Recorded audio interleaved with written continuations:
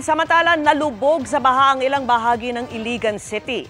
Halos hanggang dibdib ang taas ng tubig sa ilang lugar kasunod ng matinding buhos ng ulan kagabi. Ang ilang residente na-trap sa kanilang bahay kaya kinailangan ng i-rescue.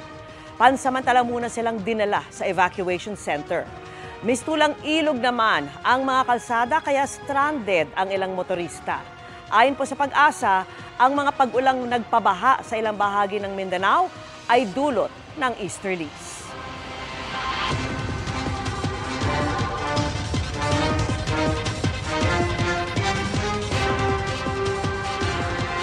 Mga kapuso, kasama nyo kami 24 oras. Mag-subscribe sa GMA Integrated News sa YouTube.